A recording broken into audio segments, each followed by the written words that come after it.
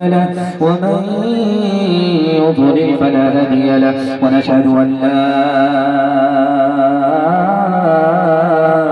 إله إلا الله وحده لا شريك له ونشهد أن سيدنا ونبينا وحبيبنا وشفيعنا وسندنا وإمامنا ومولانا محمدا عبده ورسوله صلى الله عليه وعلى آله وصحبه وبارك وسلم تسليما كثيرا كثيرا. أما بعد فأعوذ بالله من الشيطان الرجيم. بسم الله الرحمن الرحيم. وأحسن كما أحسن الله إليك. صدق الله مولانا العظيم. وقال النبي صلى الله عليه وسلم ارحموا من في الأرض يرحمكم من في السماء، أو كما قال عليه الصلاة والسلام. سبحان الله وبحمده سبحان الله العظيم وبحمده أستغفر الله. صلى الله على سيدنا محمد صلى الله عليه وسلم. اللهم صل على سيدنا محمد يا رب صل عليه وسلم. टूटे रिश्ते वो जोड़ देता है, बात रब पे जो छोड़ देता है, उसके लुत्फ़ करम का क्या कहना। लाख मांगो करोड़ देता है, माँ से बढ़कर वो मोहब्बत का सिला देता है। रिज़्क़ बिन मांगे भी बंदों को खुदा देता है। रिज़्क़ बिन मांगे भी तंग दस्ती मेरे दामन से लिपटना न कभी। तंग दस्ती मेरे दामन से लिपटना न कभी। है वो दाता मेरा हर काम बना देता है वो दाता। सूरज जलसा चमकती हुई पेशानी, चमकती हुई टोपी, दिल से दुआ करता हूँ अल्लाह आपके मुकद्दर को चमकाए। यहाँ से लेकर के वहाँ तक सुनने के लिए तैयार है? जोश के साथ हाथ उठाइए इंशाअल्लाह। अपनी मुसीबत को देख करके रोएंगे, दूसरे की मुसीबत को देख करके हंसेंगे। हाथ उठा दीजिए इंशाअल्लाह। 3 सवाल से मेरा पैगाम शुरू हो रहा है। वक्त मेरे लिए बिल्कुल तंग पड़ गया है। मैं शुरू और आगाज में ये दुआ करता हूँ अल्लाह मेरे वक्त में बरकत दे और अल्लाह अपनी तरफ से सुनने और सुनाने को कबूल फरमाए। 3 सवाल से मेरा पैगाम शुरू हो रहा है। फरिश्तों ने जब देखा कि पहाड़ पैदा हुआ तो उस पर हाथ रख करके खुदा से पूछा, मालिक इससे भी ज्यादा ताकतवर कोई चीज है? तो अल्लाह की तरफ से क्या जवाब आया और फरिश्तों ने सुन करके क्या कहा? ये मेरा पहला सवाल है। दूसरा सवाल है, चांदी के सिक्के को, सोने के सिक्के को हजरत आयशा साबुन से ऐसे धो रही थी जैसे कपड़ा धोया जाता है। अल्लाह के रसूल ने पूछा तो क्या जवाब दिया अल्लाह की अज़मत के हवाले से? ये दूसरा सवाल है आपकी खिदमत में। तीसरा सवाल है, इस मजमे में अमीर भी है गरीब भी है, खुदा सबसे ज्यादा किस पर मेहरबान है, अमीर पर या गरीब पर? यह आखिरी सवाल है। सो करके सुनेंगे, हाथ उठाइए इंशाअल्लाह। तो इम्तिहान हो चुका है। सीधे सीधे सवालों से अपने पैगाम को शुरू करते हुए मेरा पहला सवाल था, फरिश्तों ने देखा कि पहाड़ पैदा हुआ तो हाथ रख करके पूछा कि मालिक पहाड़ से भी ज्यादा सख्त कोई चीज है? तो अल्लाह की तरफ से जवाब आया लोहा। लोहा जब पहाड़ के सर पर पड़ता है तो पहाड़ रेजा रेजा हो जाता। तो फरिश्तों ने कहा सुभान अल्लाह मालिक, लोहे से भी ज्यादा ताकतवर कोई चीज है? तो फरमाया आग। जब आग में लोहा जाता है तो पिघल जाता है, मुलायम हो जाता है। तो फरिश्तों ने कहा सुभान अल्लाह, आग से भी ज्यादा ताकतवर कोई चीज है? तो फरमाया पानी। पानी की आगोश में जैसे ही आग जाती है वो बुझ जाया करती है, तो फरिश्तों ने कहा सुभान अल्लाह, इससे भी ज्यादा ताकतवर कोई चीज है? तो फरमाया हवा, तूफान पानी को भी उड़ा देता है। तो फरिश्तों ने कहा सुभान अल्लाह, इससे भी ज्यादा ताकतवर चीज है? तो फरमाया सदका, तूफान का रुख मोड़ दिया करता है। ये बुनियाद पड़ी है मदरसे की, और आप अपने सदकों में इस मदरसे को याद रखेंगे। ये मदरसा खजाने गैब से हमारी जेब से चलता है। आप मदरसे को सदका देंगे, अल्लाह मुसीबत के तूफान का रुख मोड़ देंगे इंशाअल्लाह। मदरसे को ताउन करेंगे, हाथ उठा दीजिए इंशाअल्लाह। दूसरा सवाल आपकी खिदमत में था, सिक्के को हजरत आयशा साबुन से कपड़े की तरह धो रही है। अल्लाह के रसूल ने पूछा कि आयशा ये कपड़ा नहीं है, सिक्का है, इसको क्यों धो रही है? तो उन्होंने कहा या रसूल अल्लाह, ये सदके का सिक्का है, गरीबों के हाथ में बाद में पहुंचता है, पहले ये खुदा के हाथ में पहुंचता है। खुदा का हाथ पाक साफ है, मैं चाहती थी कि सिक्का भी पाक साफ होकर के खुदा के हाथ में पहुंच जाए। दूसरे नमूने को आपकी खिदमत में रखता हूं, ध्यान से इसको सुनिएगा। खुदा गरीब पर मेहरबान है या अमीर पर मेहरबान है? अमीरों के पास दौलत है, जमीन जायदाद है, मकान दुकान है, सब कुछ है। गरीबों के पास कुछ नहीं है। लेकिन आपका दिल बड़ा मजबूत होगा कि जो दौलत गरीब के पास है वो अमीर के पास भी नहीं।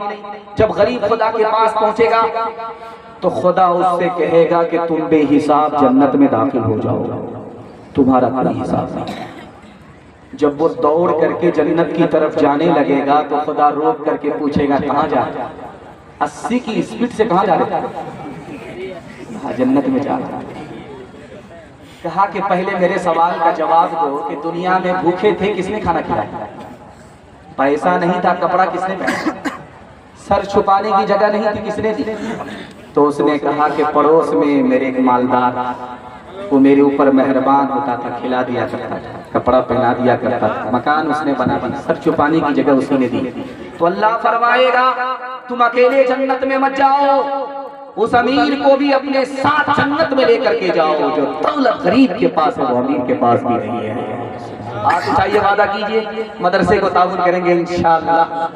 हर फीस नकद होगा, मदरसे का चंदा उधार। हाथ उठाइए इंशाअल्लाह। अंधेरी रात का मंज़र बदल सको तो चलो, शराबों पर के जो महफिल में जल सको तो चलो, लिबास जिस्म बदलने से कुछ नहीं होगा, लिबास जिस्म बदलने से कुछ नहीं होगा,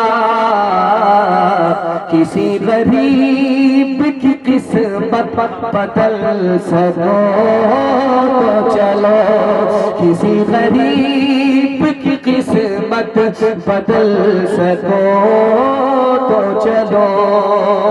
आप हाथ उठाते हैं, फंस जाते हैं, आपको घबराना नहीं। मैं भी आपकी जगह होता, अचानक सवाल होता, मैं भी फंस जाऊं। बस ये देखना है सवाल अचानक करके कि आप यहाँ हैं या ससुराल। पहला पैगाम आपकी खिदमत में सीरत के हवाले से 3 मिनट का पैगाम आपकी खिदमत पर रखता हूँ। दुआ करता हूँ अल्लाह हमारे सुनाने को, आपके सुनने को बेहद कबूल फरमाए। माँ बेटी दोनों की उम्र बराबर। आप बोलेंगे ऐसा कैसे हो सकता है? माँ बेटी दोनों की उम्र बराबर? हाँ बराबर। बेटी सौतेली, माँ सौतेली। माँ का नाम आयशा, बेटी का नाम फातिमा रजी अल्लाह। दोनों की उम्र बराबर है। सौतेली बेटी है, सौतेली माँ है, सौतेला सलूक नहीं है। सहेली जैसा सलूक है दिल की माँ। जवान माँ जवान बेटी से करती है, दिल की बात जवान बेटी जवान माँ से करती है। माँ की मजलिस में बेटी मुस्कुराती है। तो माँ ने कहा कि बेटी हंसने का कोई मौका नहीं, बेमौका क्यों हंस रही? का ख्याल आया। का क्या ख्याल आया? का ख्याल आया मैं तो रसूलुल्लाह की बेटी हूँ, आप तो अबू बकर की बेटी हो। समझ में आ गया, बेटी को फख्र हो रहा, अदब भी देना है, हौसला भी देना। तो माँ आयशा ने कहा कि बेटी तुमने सच कहा, उसी नबी के सदके में ईमान मिला, उसी नबी के सदके में कुरान मिला, उसी नबी के सदके में इस्लाम मिला। बेटी तुमने सच कहा, लेकिन बेटी मुझे भी हंसी आ रही। अब फातिमा के कान खड़े हुए कि माँ आयशा को किस बात पर हंसी आ रही है। तो कहा बेटी जब तेरा वक्त आएगा तू कब्र में पहुंचेगी मरने के बाद, मेरा वक्त आएगा मैं कब्र में पहुंचूंगी मरने के बाद। बेटी तेरे हक में फैसला होगा तू जन्नत में जाएगी, मेरे हक में फैसला होगा मैं जन्नत में जाऊंगी। लेकिन बेटी मुझे हंसी इस बात पर आ रही है कि जब तू जन्नत में जाएगी तेरे हाथ में अली का हाथ होगा। बेटी जब मैं जन्नत में जाऊंगी मेरे हाथ में रसूलुल्लाह का हाथ होगा। अभी आपको देखा मैंने कि शायद कारी अशफाक साहब पढ़ रहे थे तो शुरू में 500 का नोट आया, उसके बाद नोट छोटा होता चला गया। 100 का नोट चिल्लर करा करके 10-10 का नोट दिया जा रहा था। मुझे समझ में आया कि आप लोग बेवकूफ नहीं है, चला जेब बचाने की आपने प्लानिंग की। ध्यान से सुनिएगा, तेजी के साथ निकल जाएगा। बाप आया, माला लेकर के बेटी के गले में डाल करके बोला सुभान अल्लाह, रिश्ता तुम्हारे लिए मिल गया। लड़का लाखों में एक है, हजारों में एक है, सोनार है, सोने की दुकान है, उससे तुम्हारा रिश्ता होगा, निकाह होगा। वो तुमको कान में भी जेवर पहनाएगा, नाक में भी जेवर पहनाएगा, गले में भी जेवर पहनाएगा, जेवर से बोझल कर देगा। मुबारक हो, सुभान अल्लाह। बेटी बाप से ज्यादा दीनदार। बेटी ने पूछा अब्बा हुजूर, जिस लड़के को देख करके आ रहे हो इतने खुश हो, ये बताओ किसके सर पर टोपी थी? तो बाप ने कहा सीधा जुमा। उसके बाद जेब, हफ्ता भर टोपी नजर नहीं आती। बेटी ने दूसरा सवाल किया कि अब्बा जिस लड़के को देख करके आ रहे हो उसके चेहरे पर दाढ़ी थी? तो बाप ने कहा कि अभी तो कुंवारा है, शादी के बाद बीवी से पूछ करके रख ले। सुभान। बेटी ने तीसरा सवाल किया कि अब्बा जिस लड़के को देख करके आ रहे हो मालदार है, सुनार है, उसने हज किया है? तो बाप ने कहा कि अभी क्या जरूरी है, जब रिटायर हो जाएगा कमर झुक जाएगी, लाठी पर आएगा तब हज करने के लिए। बेटी ने कहा अब्बा हुजूर मुझको रिश्ता मंजूर नहीं है। जिस लड़के के सर पर टोपी नहीं उसको खुदा का लिहाज नहीं, जिस लड़के के चेहरे पर दाढ़ी नहीं उसको नबी का लिहाज नहीं, जिस लड़के ने मालदार होने के बाद हज नहीं किया उसको खुदा रसूल का लिहाज नहीं। अब्बा उस लड़के से तुम मेरा रिश्ता करोगे वो मेरा भी लिहाज नहीं करेगा। मुझको सोना नहीं, नबी की सुन्नत चाहिए। तीसरे नमूने को आपकी खिदमत में रखता हूँ, जिसका बच्चा बचपन में जितना काला होता है वो औरत उतना ज्यादा साबुन लगाती है नहाने के लिए। 72 बार रगड़ रगड़ करके वो कालिया रोता रहता और उसकी कोई परवाह नहीं। वो माँ चाहती है कि किसी तरह साबुन से ये कालिया गोरा हो, लेकिन वो साबुन कसम खा लेता तो मैं तो काला हो जाऊंगा, इस कालिया को गोरा होने ऊपर से ही ठप्पा पड़ा। दरवाजे पर दस्तक हुई, बेटी का बाप चल करके आया, दरवाजा खोल करके देखता है कि कौन मेहमान है। तो देखा कि काला जवान खड़ा है, मोट मोटे मोटे दांत बाहर, कोयले की तरह काला, निहायत काला। उसके ख्याल में उसकी नजर में निहायत बदसूरत। उसने पूछा कि जान न पहचान कहाँ से आए मेहमान? उस जवान ने कहा कि दामाद बना लो, तुम्हारी बेटी का हाथ मांगने के लिए। कहा कि आगरा से आए हैं, हाथ हो या फूल? रांची से आए हैं, हाथ पागल हो या फूल पागल? अरे शीशे में शक्ल तो देख लिया होता। मेरी बेटी खूबसूरत है, तुम बदसूरत हो। मेरी बेटी मालदार है, तुम नौकर चाकर हो, गुलाम हो। रिश्ता मंजूर नहीं हो सकता। पर्दे के पीछे बेटी खड़ी थी, कहा अब्बा हुजूर मुझको रिश्ता मंजूर है। बाप ने कहा कि बेटी क्यों पैर पे कुल्हाड़ी मार रही हो, ये तो निहायत बदसूरत है, निहायत गरीब है। तो बेटी ने कहा अब्बा हुजूर आपने आने वाले को देखा कि काला है, आपने भेजने वाले को नहीं देखा कि कमली वाला है। कब मैं कहती हूँ कि उसके रंग काले को तू देख, मैं तो कहती हूँ कि उसके भेजने वाले को देख। मैंने माना है वो काला, हुस्न में भी मांद है, भेजने वाला तो लेकिन चौधरी का चांद है।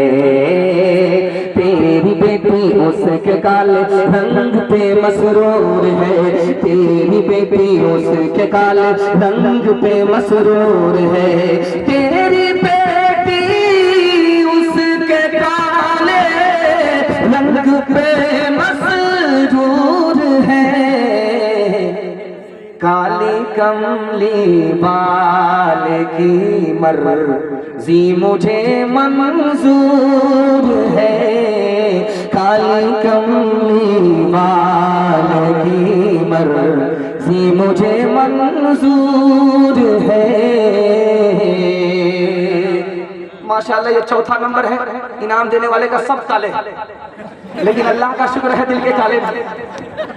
तीसरा पैगाम आपकी खिदमत पर रखता हूँ, हलाल और हराम के हवाले से बड़ा खूबसूरत जलसा है। अल्लाह हमारे सुनाने को आपके सुनने को बेहद कबूल फरमाए। यहाँ से लेकर के वहां तक सुनने के लिए तैयार है, जोश के साथ हाथ उठाइए इंशाअल्लाह। बड़ा खूबसूरत जलसा। अभी लोग खाना खा रहे थे, खाना खा करके जलसा सुनने के लिए बैठे, तो कारी साहब कह रहे थे खाना बहुत मजेदार था, खाना बहुत मजेदार था, बहुत लजीज था। असल में खाना खाने की वजह से लजीज नहीं होता, खुलूस से लजीज हो जाता। बड़े खुलूस से खाना पका, इसलिए खाने वाले को बड़ा लजीज मालूम हो। खाने को सामने रखिए, उसका एक लुकमा कितना छोटा होता है, उसका साइज देखिए। एक लुकमा आपने उठाया था बिरयानी का, कितना छोटा होता, और हलक के नीचे उसको उतारा आपने, सिर्फ एक लुकमा। उसके बाद फिर आपने दूसरा लुकमा उठाया, और ये दोनों लुकमा अगर हलाल नहीं है, हराम है, तो कितना बड़ा बारूद है, कितना बड़ा एटम बम है दिखाने के लिए जा रहा है। हलाल नहीं है, हराम है। एक लुकमा उठा करके हलक के नीचे उतारा, दूसरा लुकमा उठा करके हलक के नीचे उतारा। अल्लाह के रसूल ने फरमाया सिर्फ दो लुकमे उठाए और दोनों हराम, तो फरमाया कि उसकी नहूसत से 40 दिनों तक कोई नेकी कबूल नहीं। जब दो लुकमे का ये हाल है, तो गोदाम भरने का कितना बड़ा नुकसान है। अभी ये जमाना है रुपया का चल रहा, ये 100 का नोट है, ये 50 का, और इसी तरह से 500 का, ये सब रुपये का दौर है, पैसे का दौर नहीं। एक जमाना था पैसे का दौर चलता था। अल्लाह के रसूल फरमाते हैं 2 पैसा किसी का किसी ने मार दिया, सिर्फ 2 पैसा। रुपया की बात छोड़िए, पैसे का जमाना नहीं है। आज किसी को पैसा दे करके देखिए, वो उल्टे आपके हवाले आपके मुंह पर मार देगा। पैसा चलता नहीं है, उसका रिवाज नहीं है। तो पैसा किसी ने किसी का मार लिया, हलाल हो गया, हलाल नहीं, उसकी वजह से, उसके नाम अमाल से 700 मकबूल नमाजें छीन ली जाएगी। अगर आपके घर में हराम आया तो आपको 3 नुकसान होगा, न घर से बाहर चैन होगा, न घर के अंदर सुकून होगा। अगर आपको घर से बाहर चैन नहीं, घर के अंदर सुकून नहीं, समझ जाइए हराम। और आप कमाते रहेंगे, पैसा नजर नहीं आएगा, एक रास्ते से आया 72 रास्ते से जाएगा, समझ जाइए हराम आ रहा। और मर करके अगर छोड़ करके चले गए बाल बच्चों के लिए, तो वो मौज मस्ती करेंगे, और आप हराम कमाने की वजह से कब्र में सजा भुगतेंगे। दुनिया में आपसे बड़ा बेवकूफ कोई हो नहीं सकता, उसकी तो दुनिया बना दी, अपनी आखिरत बर्बाद। एक आदमी था, संत कबीर नगर का, दूध बेचता था। 1 किलो दूध में 10 किलो पानी मिलाता था, और कसम खाता था कि मैं दूध में पानी नहीं मिलाता हूं, मैं पानी में दूध मिलाता। 1 किलो दूध में 10 किलो पानी। 99 दिन चोर के 1 दिन कोतवाल जाता था, बस्ती में बेच करके आता था। एक दिन इत्तेफाक से बटुए में पैसा था, बेच करके दूध आ रहा था, उसको पेशाब पकाने की हाजत थी। तालाब ढूंढने लगे, तो देखा कि पाकड़ का दरख्त है, उसके नीचे तालाब हो गया। साइकिल को रख करके, बटुआ रख करके हाजत पूरी करने लगा, तो बंदर ऊपर बैठा हुआ। वो नीचे से आया, बटुआ लेकर के ऊपर चला। ये जब आया तो देखा बटुआ का है, आंख बंद डब्बा का है। इसने जो ऊपर नजर उठाई तो देखा कि बंदर सिक्का को निकाल करके देख रहा है कि असली है या जाली है। देखते ही देखते उसके हाथ से एक सिक्का छूटा, पानी में गिरा, बोला तबाह। बंदर को बड़ा अच्छा लगा कि एटम बम की आवाज मालूम है। अब उसने खेल तमाशा शुरू किया। एक एक सिक्का निकाल करके पानी में डालने लगा। जब इसने हाथ जोड़ करके कहा कि महाराज हम तुमको केला खिलाएंगे, तुम्हारे मतलब का वो सिक्का नहीं है, सिक्का हमारे हवाले करो, तो एक सिक्का इधर फेंके, एक सिक्का पानी में, एक सिक्का इधर फेंके, एक सिक्का पानी में। ये कहता महाराज अब समझ में आ गया, जो दूध का पैसा था वो ऊपर हुआ, जो पानी का पैसा था वो पानी में चला गया। परशुराम धड़ाके से बुढ़िया मर गई फाके से, बुढ़िया मर गई फाके से। झूठे टुकड़े खाकर बुढ़िया तब का पानी पीती थी। मरती है तो मर जाने दो, पहले भी कब जीती थी, पहले भी कब जीती थी। जय हो पैसे वालों की,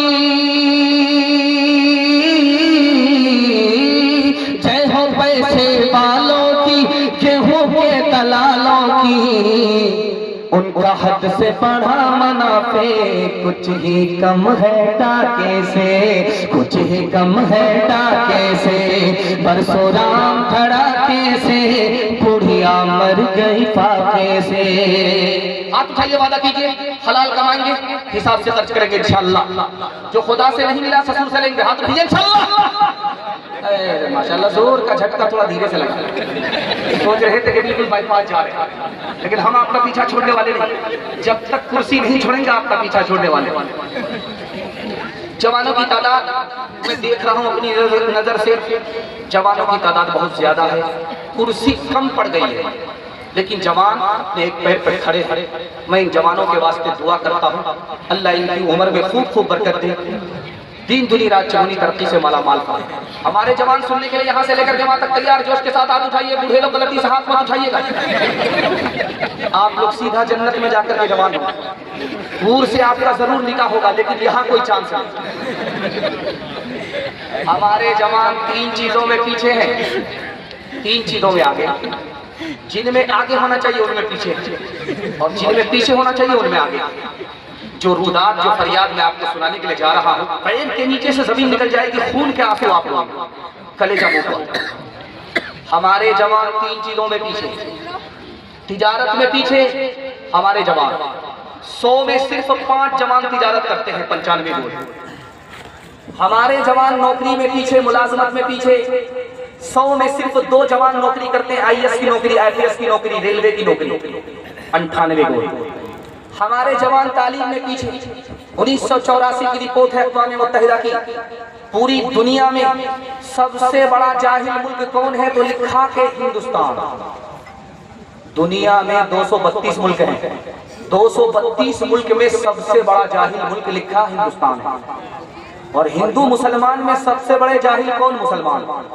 62% मर्द जाहिल है, 72% औरत। हमारे जवान तीन चीजों में पीछे। हमारे जवान आगे हैं तो किसमें हैं? दारू। मुहर्रम के मातम में, जनवरी के जश्न में जो हमारे जवान दारू पीते हैं, ईसाई, यहूदी, मुशरिक सबका रिकॉर्ड। हमारे जवान दारू। हमारे जवान किसमें आगे?